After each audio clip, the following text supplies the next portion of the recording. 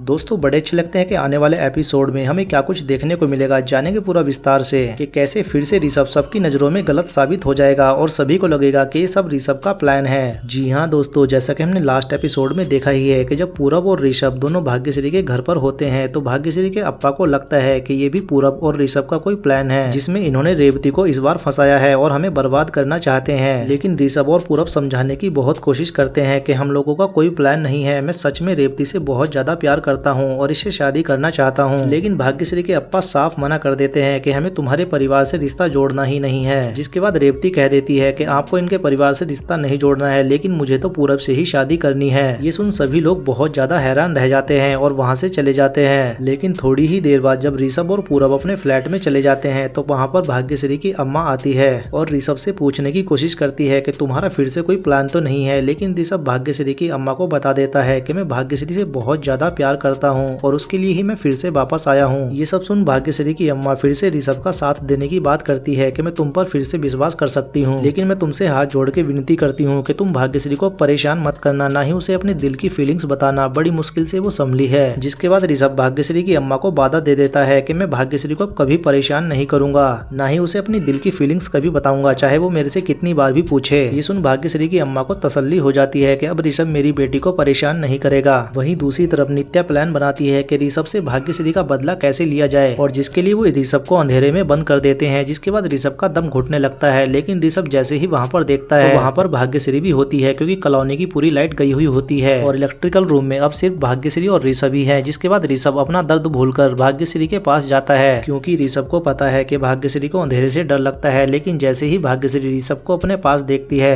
तो ऋषभ से कह देती है कि मुझे अंधेरे से ज्यादा तुम्हारे पास आने से डर लगता है, इसलिए प्लीज तुम मुझसे दूर ही रहो। इतना सुन ऋषभ का दिल और रोने लगता है क्योंकि ऋषभ इतना ज्यादा प्यार करता है भाग्य को। वहीं भाग्य के घर वाले भी भाग्यश्री को ढूंढते हुए वहां पर आ जाते हैं और अंदर से जब आवाजें सुनते हैं तो वो ताला तोड़ देते हैं। जिसके बाद पता चलता है कि अंदर तो ऋषभ और भाग्यश्री दोनों ही हैं और दोनों ही बेहोशी की हालत में है। जिसके बाद दोनों को बाहर निकाला जाता है और सभी घर वाले ऋषभ को फिर से गलत समझ लेते हैं कि ऋषभ ने प्लान करके भाग्यश्री को अपने साथ यहाँ पर बंद किया है और लाइट भी भगा ली है। कहीं ऋषभ ने हमारी बेटी के साथ कुछ गलत तो नहीं कर दिया। जिसके बाद सभी लोग ऋषभ को भला बुरा कहने लगते हैं, लेकिन ऋषभ भी समझाने की कोशिश करता है कि मुझे भी यहाँ किसी और ने बंद कर दिया है, लेकिन कोई सुनने को तैयार ही नहीं होता क्योंकि अंदर भाग्यश्री भी बोल चुकी होती है कि तुम्हारा ये प्लान है मुझे यहाँ बंद करने का। जिसके बाद ऋषभ चुप हो जाता है कि जब भाग्यश्री ने ही मुझे गलत समझ लिया तो बाकी लोगों को क्या सफाई देनी। लेकिन देखना ये होगा क्या नित्या इस बारे में कुछ बोलेगी कि मैंने ही ऋषभ को यहाँ पर बंद किया था और मुझे नहीं पता था कि भाग्यश्री अंदर है। फिर नित्या चुपचाप खड़े हुए देखती रहेगी। ये सब तो आने वाले एपिसोड में ही पता चलेगा। वेल, आपको क्या लगता है? अपनी राय हमें कमेंट में जरूर बताएं।